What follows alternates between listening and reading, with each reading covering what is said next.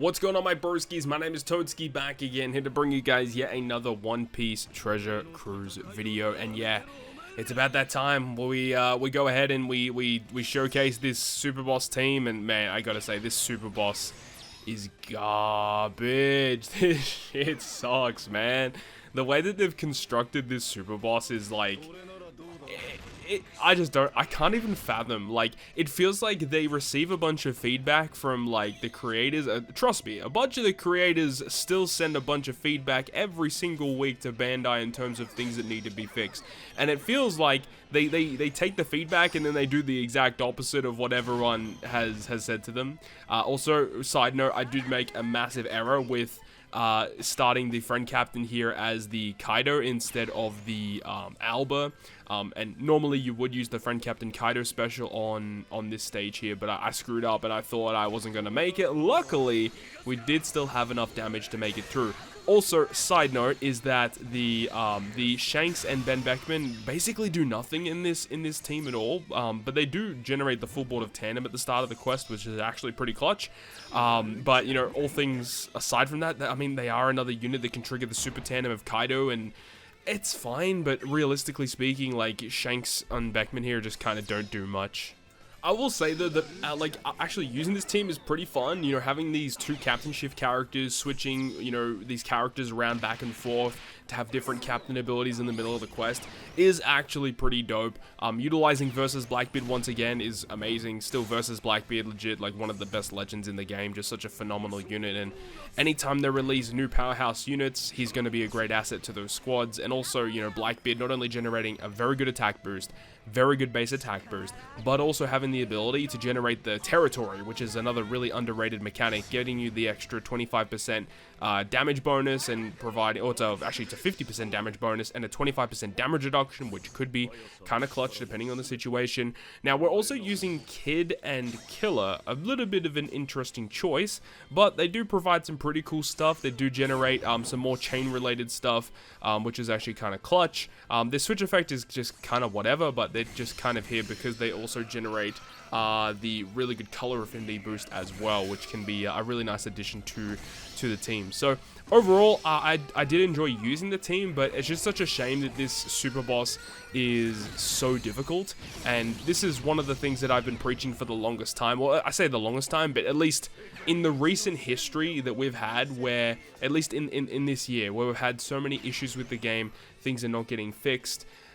I honestly think that Treasure Cruise needs to become easier, because consistently, you know, they're releasing more difficult and more difficult bosses, and the game is just not accessible anymore. So I would really love for this game to become a little bit more easier and more accessible to more players, which I think in turn will generate just a more positive overall outcome with the game. So, I mean, we'll see what happens. I'm not expecting things to change, but it is such a shame that, you know, Super Boss KIZUNA is one of the most fun games to play in Treasure Cruise, and as it stands right now, it is just one of the most grueling things to do in Treasure Cruise, which is just not really that fun. And it's such a shame because it has a lot of potential, but there's a lot of consistent issues with Super Boss right now, and this boss in particular just shows exactly why there are so many issues in this game. It's just so goddamn difficult for no goddamn reason.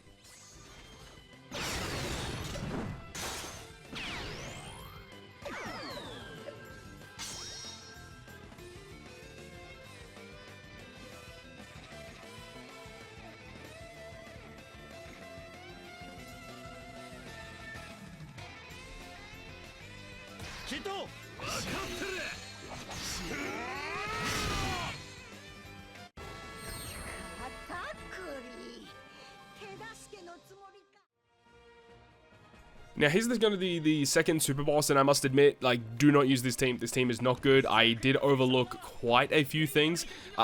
It's funny, I actually kind of overlooked the fact that when you kill stage 2, you're inflicted with attack down, and I thought that was going to be, I completely overlooked it, right? And then when I did get inflicted with it, I thought I was completely ruined.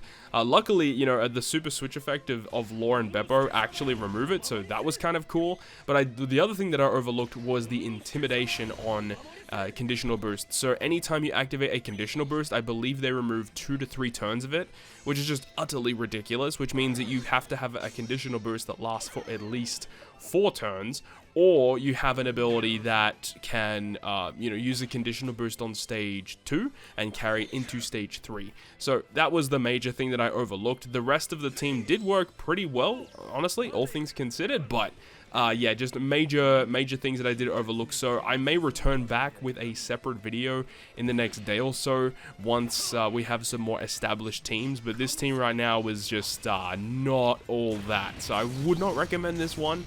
But, it does do a little bit of damage. But yeah, just the fact that Shanks and Law and Beppo don't really provide the best support for this team. This team also doesn't have an orb boost on the final stage. So potentially, switching one of the captains out for something else may be something that we could do.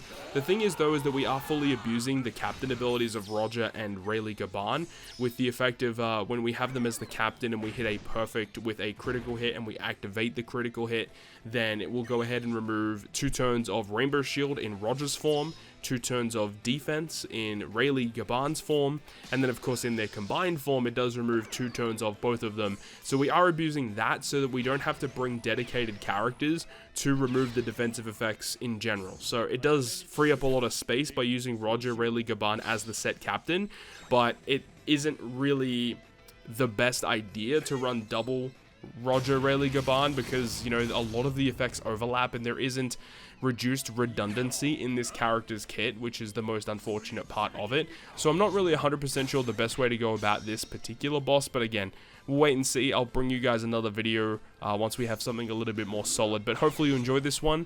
If you guys did, make sure to go ahead and leave a like, and wish you guys the best of luck in your super boss farming this time around. But if you want to stay up to date with all the content I post, including more One Piece Treasure Cruise content, make sure to hit the subscribe button down below. And that, guys, I'll see you guys within the next video.